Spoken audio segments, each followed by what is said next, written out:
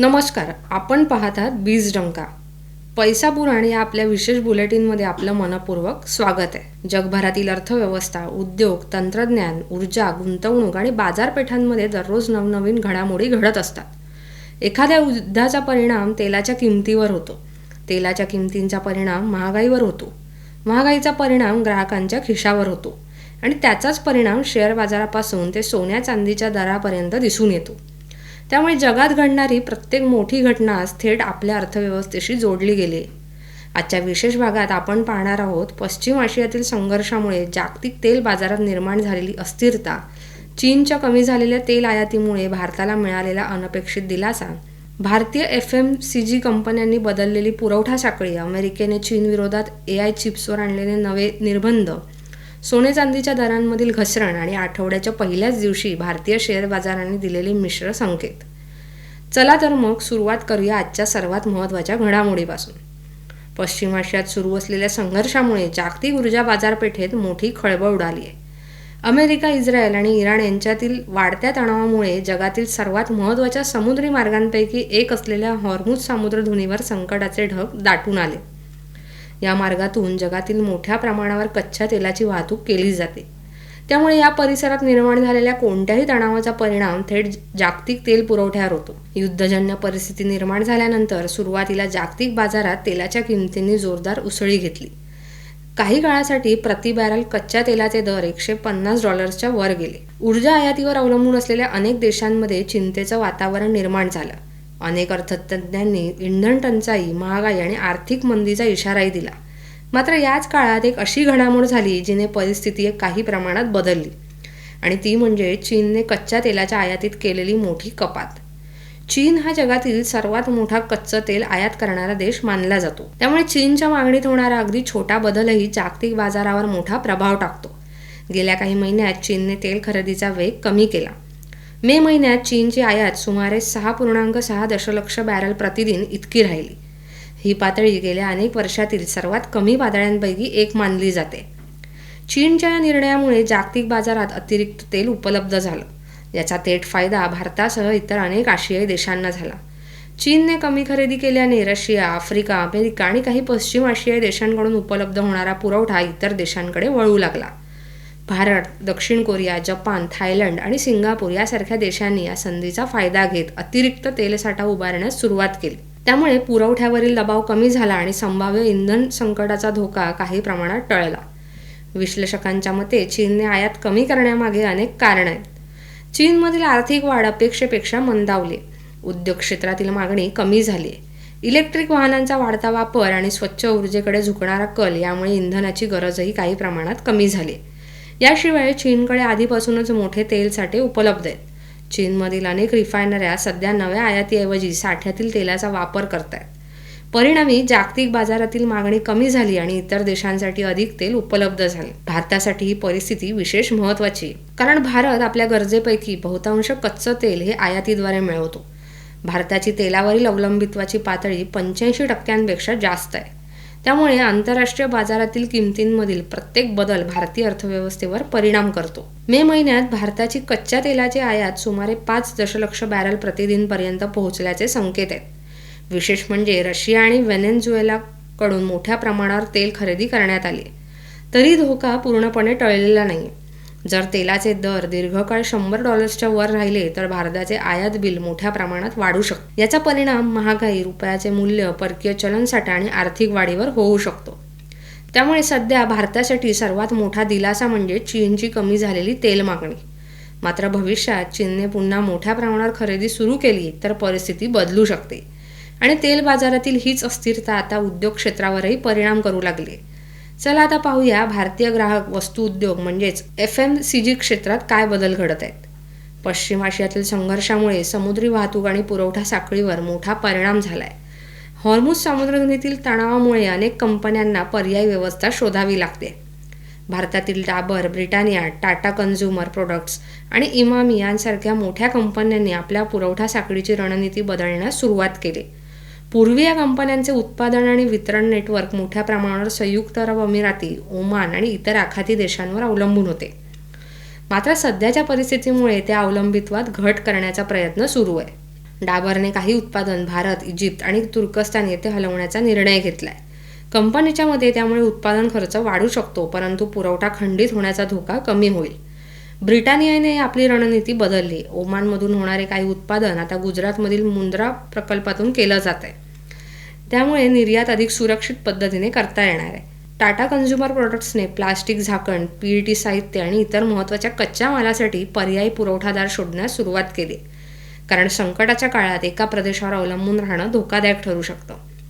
इमामीलाही या परिस्थितीचा फटका बसलाय. पुरवठा साखळीतील अडथळ्यांमुळे कंपनीच्या आंतरराष्ट्रीय व्यवसायात घट झाली. मात्र आता परिस्थिती हळूहळू सुधारताना दिसते. तज्ज्ञांच्या मते भविष्यातील उद्योग व्यवस्थापनामध्ये सिंगल सोर्सऐवजी मल्टी सोर्स ही संकल्पना अधिक महत्त्वाची ठरणार आहे. म्हणजेच कंपन्या एकाच देशावर किंवा एकाच प्रदेशावर अवलंबून राहणार नाही. एक गोष्ट स्पष्ट आहे, पश्चिम आशियातील संघर्ष हा केवळ राजकीय किंवा लष्करी मुद्दा राहिलेला नाही. तो आता जागतिक उद्योग व्यवस्थेवर थेट परिणाम करणारा आर्थिक मुद्दा बनलाय. आणि जागतिक पातळीवरील ही स्पर्धा केवळ तेल आणि उद्योगापुरती मर्यादित नाहीये. आता ती पोचली आहे कृत्रिम बुद्धिमत्ता अर्थात AIच्या रणांगणात. अमेरिकेने चीन विरोधात आणखी एक मोठं पाऊल उचललंय. AIसाठी वापरल्या जाणाऱ्या अत्याधुनिक चिप्सच्या निर्यातीवरील निर्बंध अधिक कडक करण्यात आलेत. अमेरिकेच्या नव्या नियमांनुसार चीनमधील कंपन्यांच्या परदेशातील शाखांनाही आता या निर्बंधांच्या कक्षेत आणण्यात आलंय. एनव्हिडियाच्या ब्लॅकवेल सारख्या अत्याधुनिक AI चिप्स मिळण्यासाठी आता विशेष परवानगी आवश्यक असणार आहे. अमेरिकेच्या मते काही चीनी कंपन्या मलेशिया, सिंगापूर आणि इतर देशातील उपकंपन्यांच्या माध्यमातून प्रगत चिप्स मिळवत होत्या. त्यामुळे निर्बंधांचा उद्देश पूर्णपणे साध्य होत नव्हता. या नव्या निर्णयामुळे चीनच्या AI विकासाच्या गतीवर परिणाम होऊ शकतो, कारण आधुनिक AI मॉडेल्सचं प्रशिक्षण देण्यासाठी प्रचंड संगणकीय क्षमता आवश्यक असते. मात्र तज्ज्ञांचं मत वेगळं आहे. त्यांच्या मते अशा निर्बंधांमुळे चीन स्वतःच्या चिप उद्योगात आणखी मोठी गुंतवणूक करू शकतो. हुआवे सारख्या कंपन्यांनी यापूर्वीही निर्बंधांच्या काळात देशांतर्गत तंत्रज्ञान विकसित करून दाखवलंय. यामुळे जगातील AI स्पर्धा आता अधिक तीव्र होण्याची शक्यता आहे. ही स्पर्धा केवळ तंत्रज्ञानाची नाही, तर आर्थिक आणि सामरिक वर्चस्वाचीही आहे. जागतिक तंत्रज्ञान क्षेत्रातील या घडामोडींचा परिणाम आर्थिक बाजारांवर होत असतानाच गुंतवणूकदारांचं लक्ष आणखी एका महत्त्वाच्या घटकाकडे लागलंय, आणि तो घटक म्हणजे सोने आणि चांदी. आंतरराष्ट्रीय बाजारातील घडामोडी, मजबूत होत असलेला अमेरिकी डॉलर आणि कच्च्या तेलाच्या वाढलेल्या किमती यांचा परिणाम आता मौल्यवान धातूंवर दिसू लागलाय. आठवड्याच्या पहिल्याच दिवशी MCXवरील सोनं आणि चांदीच्या दरांमध्ये घसरण नोंदवली गेली. तज्ज्ञांच्या मते डॉलर मजबूत झाल्याने सोन्यावर दबाव वाढलाय. त्याचवेळी अमेरिकन फेडरल रिझर्व्ह व्याजदर कपात करण्याबाबत सावध राहू शकते अशी शक्यता व्यक्त होते. जेव्हा व्याजदर जास्त राहतात तेव्हा सोन्यासारख्या व्याज न देणाऱ्या गुंतवणुकीचे आकर्षण काही प्रमाणात कमी होते. MCXवर सोन्याच्या फ्युचर्समध्ये घसरण झाली. चांदीच्या दरांवरही दबाव कायम राहिला. मुंबई, चेन्नई आणि इतर प्रमुख शहरांमध्ये सोन्याच्या दरात काही प्रमाणात घट दिसून आली. त्यामुळे दागिने खरेदी करणाऱ्यांना थोडासा दिलासा मिळालाय. तथापि दीर्घकालीन गुंतवणुकीच्या दृष्टीने तज्ज्ञ अजूनही सोन्याबाबत सकारात्मक आहेत. त्यांच्या मते जागतिक अनिश्चितता, भूराजकीय तणाव आणि महागाईचे संभाव्य धोके लक्षात घेता सोन्याची सुरक्षित गुंतवणूक म्हणून भूमिका कायम राहू शकते. मात्र सध्याच्या अस्थिर वातावरणात टप्प्याटप्प्याने गुंतवणूक करणं अधिक योग्य ठरू शकतं. आणि आता बघूया गुंतवणूकदारांसाठी दिवसातील सर्वात महत्त्वाची बातमी, भारतीय शेअर बाजाराची. जून महिन्याच्या पहिल्याच व्यवहार दिवशी भारतीय शेअर बाजाराने सावध सुरुवात केली. सकाळच्या सत्रात सेन्सेक्सने 400हून अधिक अंकांची उसळी घेतली. निफ्टीनेही चांगली वाढ नोंदवली. मात्र दिवस पुढे सरकत असताना नफा वसुली, जागतिक अनिश्चितता आणि परदेशी गुंतवणूकदारांच्या विक्रीमुळे बाजारातील सुरुवातीचा उत्साह काहीसा कमी झाला. तरीही माहिती तंत्रज्ञान क्षेत्राने बाजाराला मोठा आधार दिला. इन्फोसिस, TCS, विप्रो आणि टेक महिंद्रा यासारख्या कंपन्यांच्या शेअर्समध्ये जोरदार खरेदी दिसून आली. AI क्षेत्रातील जागतिक घडामोडींमुळे भारतीय IT क्षेत्राकडे पुन्हा गुंतवणूकदारांचं लक्ष वेधलं जात आहे. दुसरीकडे बँकिंग, वाहन आणि ग्राहक वस्तू क्षेत्रांमध्ये दबाव कायम राहिला. कापूस आयातीवरील सीमाशुल्क हटवण्याच्या सरकारी निर्णयाचा फायदा वस्त्रोद्योग कंपन्यांना झाला.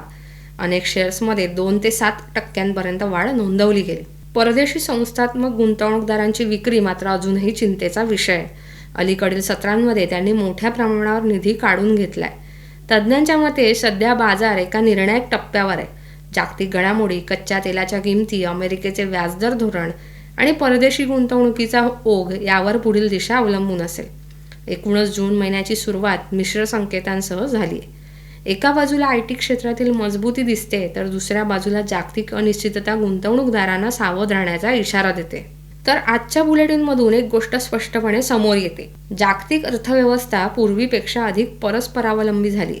पश्चिम आशियातील युद्धाचा परिणाम भारतातील पेट्रोल डिझेलवर होतो. चीनच्या तेल खरेदीचा परिणाम भारतीय अर्थव्यवस्थेवर होतो. अमेरिकेच्या AI धोरणाचा परिणाम भारतीय IT कंपन्यांवर होतो आणि डॉलरच्या चढ उताराचा परिणाम सोन्या चांदीच्या दरांवर होतो. म्हणूनच आज प्रत्येक गुंतवणूकदार, उद्योगपती, व्यापारी आणि सामान्य नागरिकाने जागतिक घडामोडींवर लक्ष ठेवणं अत्यंत आवश्यक बनलंय. आगामी काळात तेलाच्या किमती, पश्चिम आशियातील परिस्थिती, चीनची आर्थिक रणनीती, अमेरिकेचं तंत्रज्ञान धोरण आणि जागतिक गुंतवणूक प्रवाह हे 5 घटक जगाच्या अर्थव्यवस्थेची दिशा ठरवतील.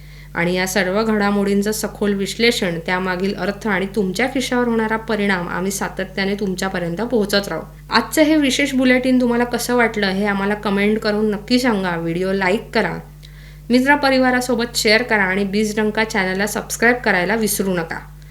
कारण इथे मिळते केवळ बातमी नाही तर बातमीमागचं अर्थकारण, घडामोडीमागचं विश्लेषण आणि तुमच्या पैशाशी थेट संबंधित असलेली प्रत्येक महत्त्वाची माहिती. पुन्हा भेटूया एका नव्या विषयासह. तोपर्यंत स्वतःची काळजी घ्या, सुरक्षित राहा आणि आर्थिकदृष्ट्या सजग राहा. नमस्कार, धन्यवाद.